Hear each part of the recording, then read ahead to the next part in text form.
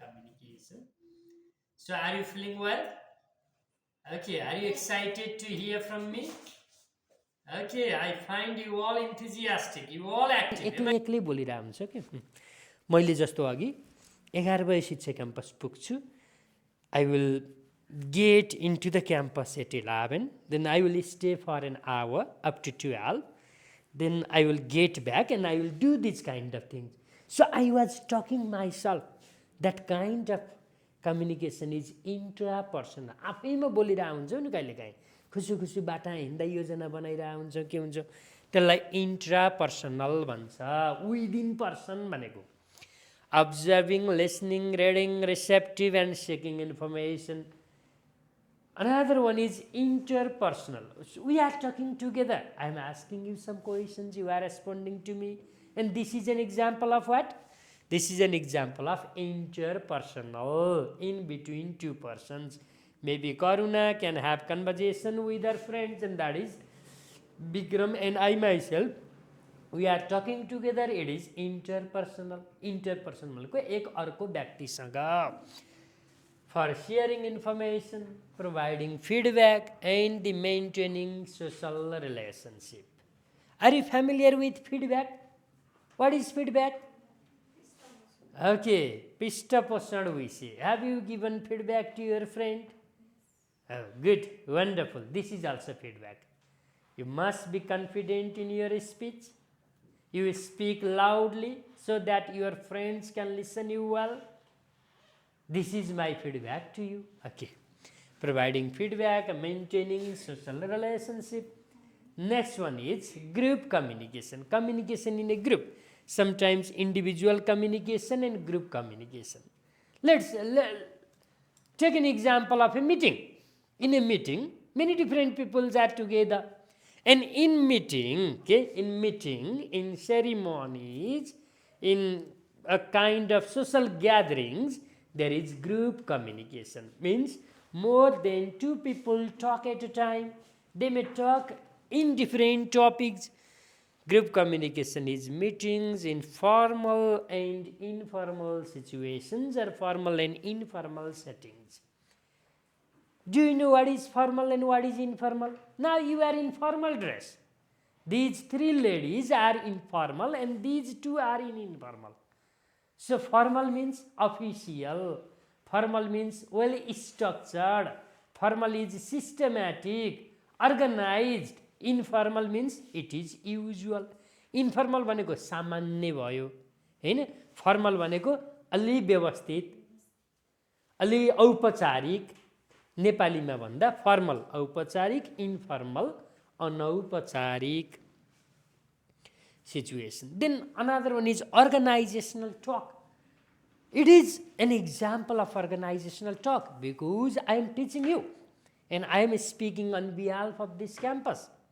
You are the students of this campus. It is a kind of organizational too. Organizations have discussion, have sharing with other organizations. That is communication to meet the goals of the institutions or organization. एउटा संस्थाको संस्थागत उद्देश्य पूरा गर्नका लागि गरिने संवाद जुन हुन्छ, that is organizational communications. Similarly, intercultural people of different cultures, they talk together. The day before yesterday, I had a meeting with a Canadian professor. And at the beginning he said, I speak in North American accent. I don't know whether you have understood or not. That's the way he spoke. And I said, yeah, I am familiar with cultures and backgrounds. Okay? People of different cultures and background talk together. Similarly, in terms of medium, communication is spoken as well as written. So is it an example of spoken communication? Of course. Is it an example of written communication? Of course, because I am writing here. So I am showing you the written text and you are hearing as well as writing on your exercise book. Spoken and written can go together. Spoken र written सँगसँगै जाँदो रहेछ. मिडियमका आधारमा Communication, spoken communication, written communication, and symbolic communication. Symbolic means using symbols. Sometimes we draw a picture and say. And another one is bodily. Bodily means by using this kind of manual gesture, posture.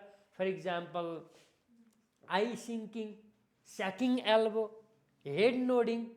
These are the types of communication. Okay, now in communication we need lot of skills.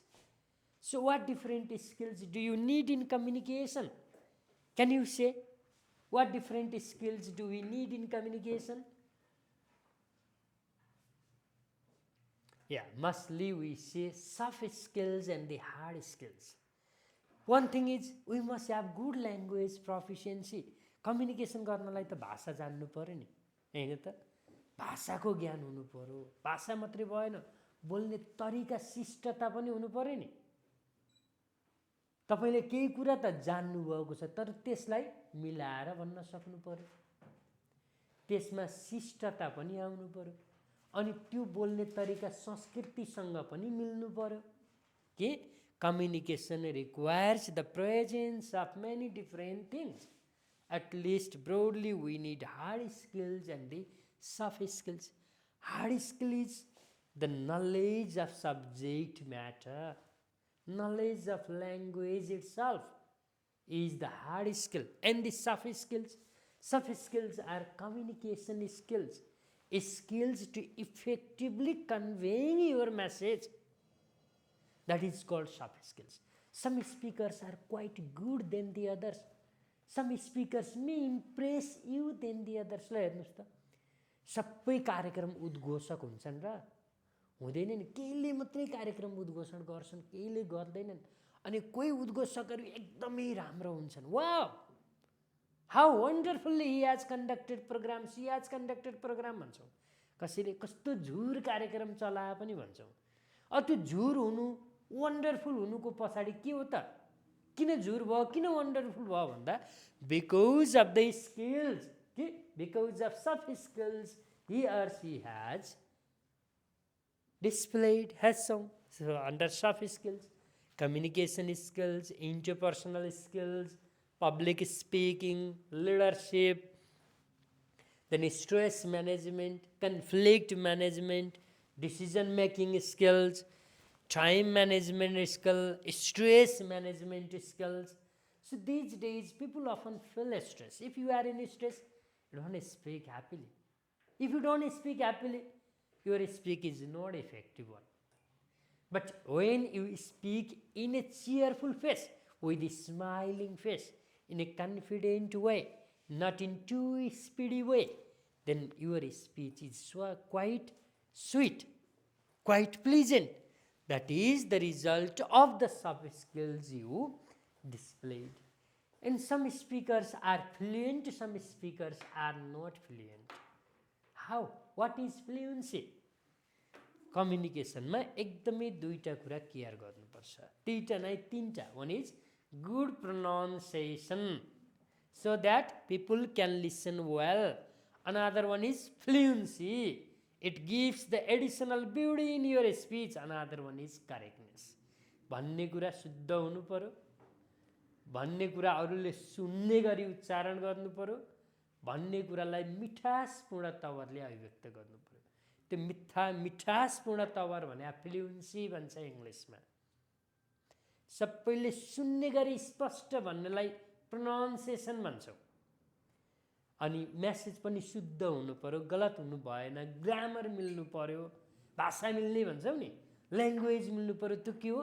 That is correctness, that is appropriateness. Okay, so whatever you communicate, communicate in good pronunciation, communicate in fluent way, communicate by using correct sentences, by using correct words and expression. Then what is the purpose of communication? The purpose is to communicate meaning and message both. Any more purpose? Yes, there are some other purposes of communication. Can you say what are they? What can be the other purposes? उद्देश्य कि किन हामी संवाद गर्ने? There is a proverb in Nepali, बोल्नेको पिठो बिग्छ, नबोल्नेको चामल पनि बिग्दैन. It shows the importance of communication. You can win the heart of others if you are good in communication. उद्देश्य त्यो हो कि तपाईँ बोल्नमा राम्रो हुनुहुन्छ भने तपाईँले हजारौंको हार्टलाई जित्नुहुन्छ. No need to be a celebrity. You can win the heart of the others because of your speech. So some speakers are quite powerful speakers and some others are not. कहिलेकाहीँ युट्युबमा हेर्नुभयो भने कति कोही पावरफुल स्पिकरको लाइक कमेन्ट गरे फलोवर्सहरू कति धेरै देख्नुहुन्छ. कसैको एकदम फलोवर्स नै हुँदैन. किन भन्दा उसको त्यो कम्युनिकेसनको स्किलले पनि हो. I am talking you some purposes, उद्देश्यहरू. For example, to socialise. The more you speak the more sociable you are or you will be. बाटोमा हिँड्दै हुनुहुन्छ, यसो छिमेकीको कहिलेकाहीँ यदा कदा देखे त हो, नबोलिकन हिँड्नुभयो भने तपाईँले नि वास्ता गर्नु भएन, त्यसले नि वास्ता गरेन. वास्ता नगरेपछि तपाईँहरूसँग चिनजान पनि भएन, सम्बन्ध पनि भएन. तर यसो कहिलेकाहीँ देख्नुभयो, बोल्नुभएको छैन, तर यो पालि भेट्दा मुसुक्क हाँस्नुभयो भने ऊ पनि फर्केर हाँस्छ. अनि कता हिँड्नुभयो भन्नुहुन्छ, म यता हिँडेँ भन्छ. भोलिपल्ट देख्दा ए सन्चै हुनुहुन्छ, अस्ति नि भेट भएको थियो है भन्छ. ल हेर्नुहोस् त, तपाईँको कम्युनिकेसनले, your communication helps you be social, helps you to socialize. That is a purpose for socialization. Another one is to present, to share the information. We know something, we want to share something. For that very purpose we need information. मान्छेको यो जाति स्वार्थी हुन्छ के, केही कुरा जान्यो भने उसलाई सुनाउन पाएदेखि, उसलाई भन्न पाएदेखि, उसलाई सेयर गर्न पाएदेखि भन्ने हुन्छ. त्यो सेयर गर्नलाई पनि के चाहियो त, इन्फर्मेसन चाहियो. कम्युनिकेसन हुनु पर्यो नि त. Then only we share, whom to share with our friends, with our partners, to present information. कहिलेकाहीँ केही राम्रो कविता गीत लेखे अरूलाई सुनाउन मन लागिहाल्छ नि. कविहरूको तपाईँले कति विचार गर्नुभएको छ. यसो केही कविता लेख्यो भने पाए अरू मान्छेलाई सुनाउने, कोही नपाएदेखि त्यही फेसबुकमा रेकर्ड गरेर पनि अहिले त रिल बनाएर रेकर्ड गरेर पनि राख्ने हुन्छ. किन त्यस्तो गरे भन्दा दे वान्ट टु कम्युनिकेट. के another one is to gain information, to receive information. Right now you are receiving ideas from my side, I am communicating you. So for me the purpose is to present information. For you the purpose is to gain information, to get information. Right. Similarly, to persuade. Sometimes we persuade, we convince other people. Persuade भनेको अरूलाई केही कार्य गर्न अनुरोध गर्ने, गचगच्याउने, जोडबल गर्ने भनेको हो कि.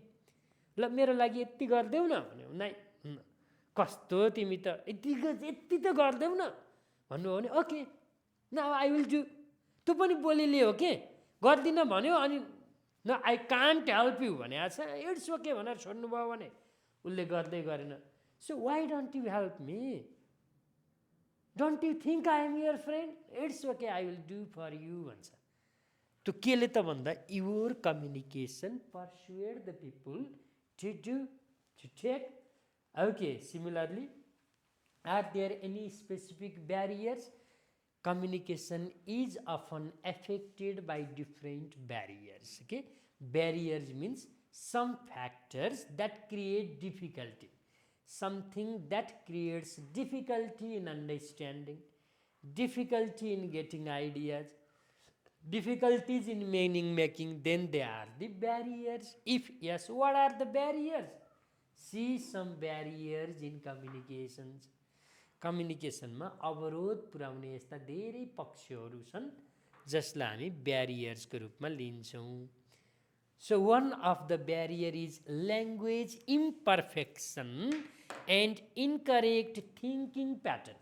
When I was you like student, I used to sit like this, and when my teacher asked the question, then I turned either to that side or to that side, because I had imperfect knowledge. I was not good in English speaking. I had incorrect thinking pattern, and I had a kind of fear that I would make mistakes, so it is better not to speak.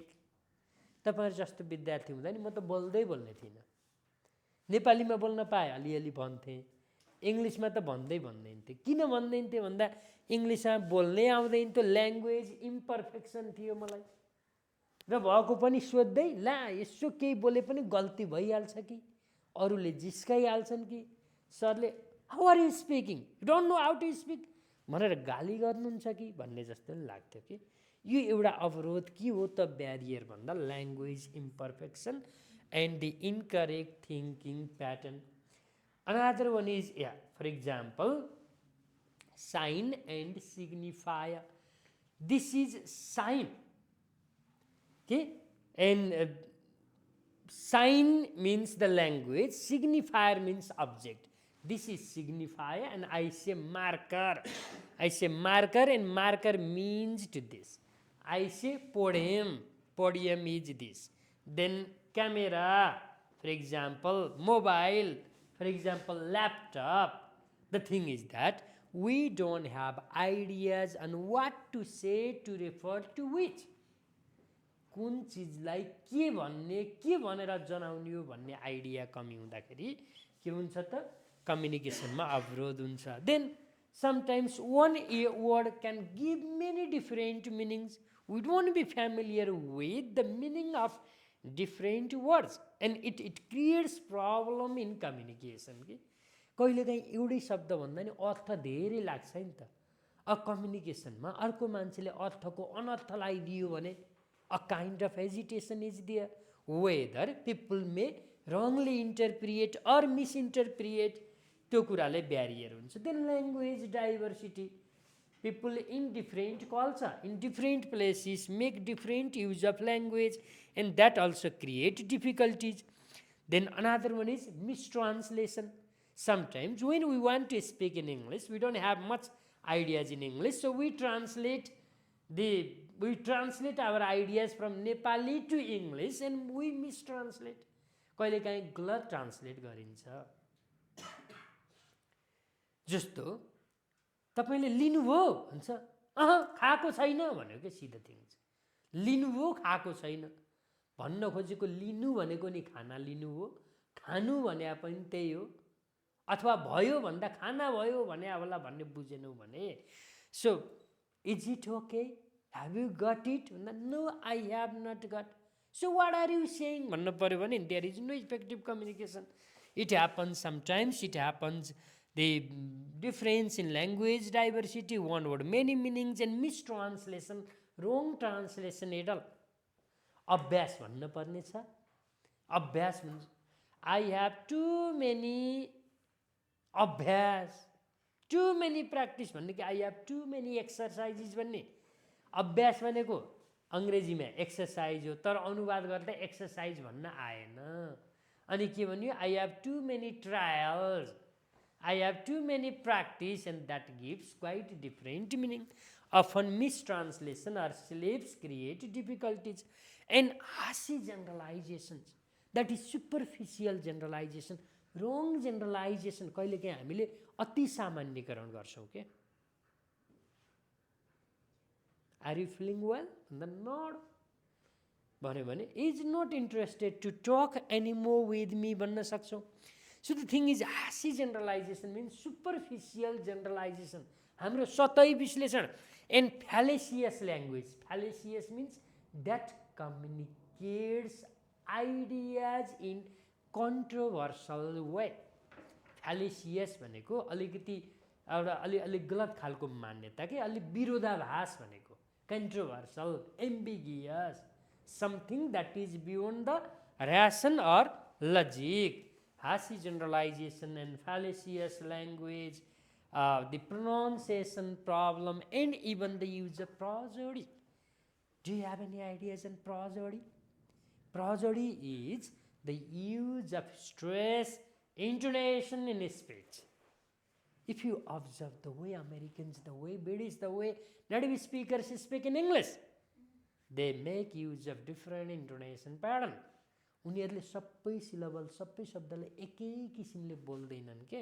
कुनैलाई अलि बढी जोड दिन्छन्, कुनैलाई अलि कम जोड दिन्छन्. If you see the live commentary, if you listen carefully the live commentary of a sports game, then you could observe the use of pronunciation and prosody.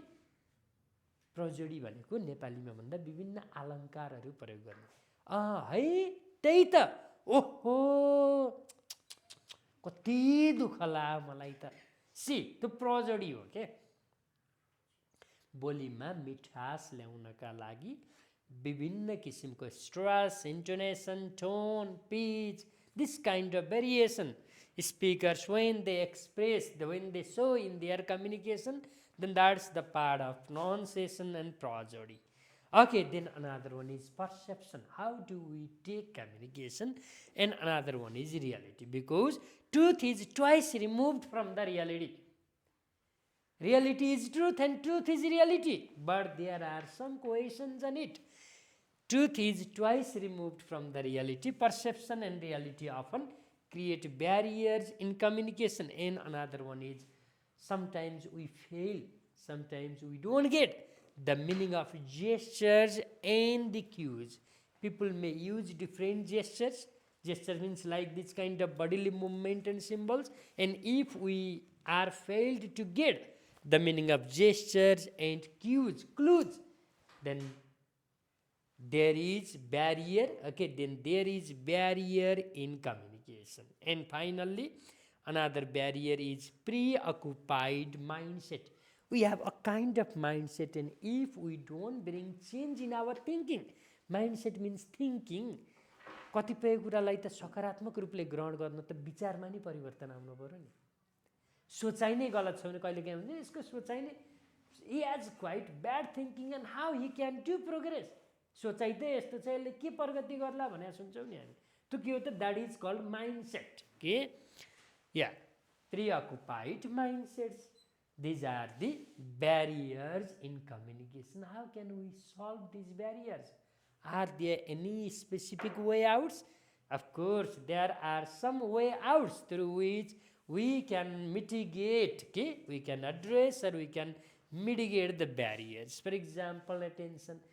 Pay attention to them whom you are speaking with. कम्युनिकेसनलाई effective बनाउन ध्यान दिएर सुन्नु पर्यो कि हैन। ध्यान तपाईले उसतिर ध्यान दिनुभयो भने न उले नि तपाईसँग बोल्दा ध्यान दिन्छ। एउटाले बोलिरहेछ, अर्को कता कता वास्तै गरेन भने अनि के हुन्छ, he or she left to speak and there is no communication at all. So to make communication effective, we should pay proper attention. Then willingness. Willingness means interest. Show up our interest. Readiness. Can we speak? Yes. Who is interested to speak? I. If many students raise their hand, then that shows their willingness. जागरुकता पनि हुनु पर्यो, तयारी पनि राख्नु पर्यो आफूलाई। Next one is engagement. Keep yourself engaged in discussion. Keep yourself engaged in sharing. Engagement भनेको संलग्न हुने, विभिन्न क्रियाकलापमा संलग्न हुनु पर्यो, छलफलमा, वार्तालापमा, यस्तोमा। The more you keep yourself engaged in the opportunities you get in communication, the more competent you will be in your communication. And another one is practice a lot. Practice makes a man perfect. Have you heard this statement? Good. Practice makes a man perfect. Practice means you repeat, you practice time and again. जति बेला अवसर पाइन्छ, अवसर पाउँदा त्यसलाई अभ्यास गरिहाल्ने। And the smile is the best medicine. The best medicine of every ill practice is a smile. Your smile can trigger other people to ignore their anger, to avoid their frustration. So smile is must. If we follow these kind of things, these kind of practices in our